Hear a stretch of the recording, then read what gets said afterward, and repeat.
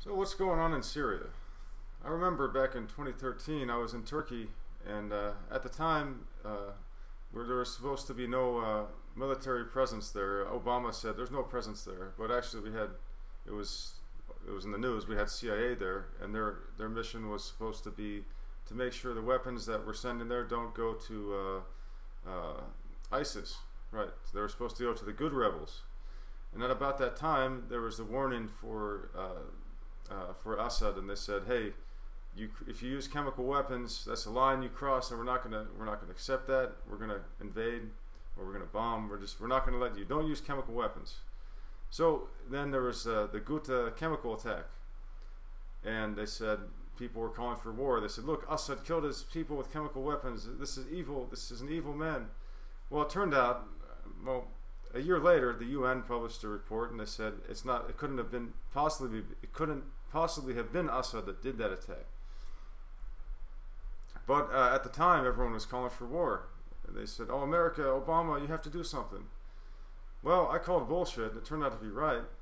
But so then we had the attack here this year, and Trump sent 50 missiles for $50 million, and they didn't really do anything. But I guess since then there's been more bombing, and a lot of civilians have been killed from American bombing by now. But I call bullshit again, because the only evidence we have that Assad was behind this attack was that Trump says so. So I don't buy that. I'd like to see some kind of evidence, like if Saddam had weapons of mass destruction, maybe that would justify doing it, but it turned out he didn't. So that's what we call bullshit. So in Syria, it was a false flag. The rebels did the attack in Ghouta 2013. They probably did it again to blame it on Assad. So if we were to then bomb Assad, we would be doing exactly what the people that carried out the attack wanted us to. So what is going on in Syria? In Libya, they said, "Oh, Gaddafi's evil. He's killing his own people. Let's take him out." So then, thanks to Obama bombing the hell out of him, they were able to take him out. But in Syria, Assad still has control, and it seems like that can only happen because he must have a lot of support from his people. Of course, not everybody, maybe not even a majority, but a lot of people still supported him. I had a friend who was studying in Syria, and he was talking about he was studying Islamic stuff, and so he was staying in a dorm with other Muslims that were studying, the religion. And yeah, there were some foreigners there in the dorm, and there were also some Syrians there they were staying there together. And it's funny, the Syrian guys, they were Sunni Muslims. Everyone was Sunni Muslims, which is the majority of people there. But they were Syrian Sunni Muslims, and they didn't have any problem with this dude. But there was a Turkish guy that was there, and he was claiming that my friend, who was an American Muslim, they said, "Oh, he's a secret Shia Muslim, and he's hiding. He's a secret Shia in hiding." Well, the local Syrians, they said, "He's not a Shia. He's a Sunni. He's from America. But even if he were a Shia, who cares? This is Syria. We have all kinds of people here. They have Shia. They have Christians. They have actually." They had the only town on earth where they still spoke Aramaic, the language of Jesus. Now, during this whole war in Syria, that town was ISIS took control, and or whatever rebels or whoever, they took control of the town, and all the inhabitants fled. And then Assad took control back, and I don't know where it is now. I don't know who controls it now, but so Assad and his father, whatever their regime was or whatever they did, they managed to keep all these religious groups together and not at each other's throats. Of course, they're Arab nationalists, and they have this whole bullshit nationalist scheme built up, just like everywhere else in the world. But anyway, at least they weren't killing each other. But the thing is, Assad is you got a minority Sunni population, and that really pisses off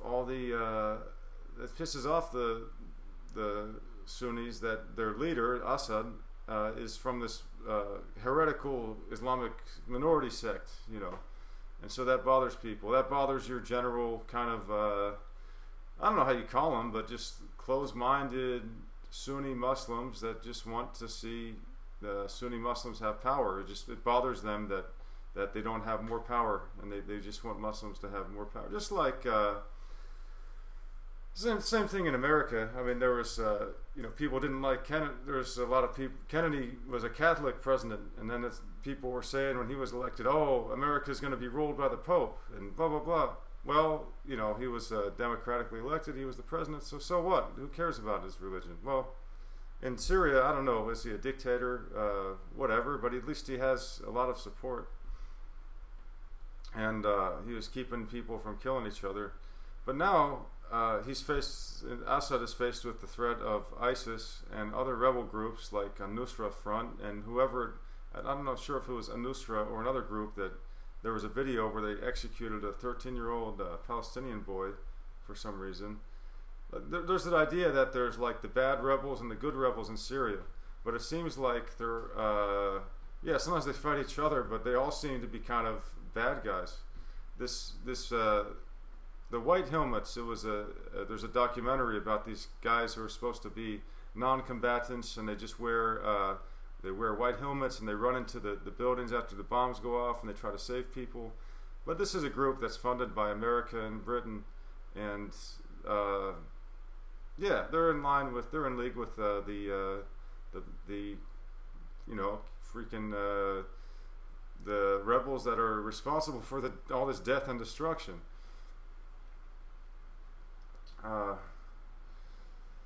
So what's going on in Syria? I don't know, but I don't really trust the news. I feel like the less you watch, the better off you are.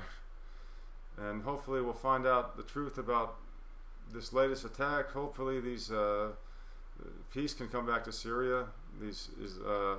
ISIS can get the hell out. We can, if people want to if Assad is going to be taken out of power, let's not do it so we can make room for ISIS. Let's hope that peace comes to Syria, and they could work through whatever problems they have. All right, just a few thoughts. Take care.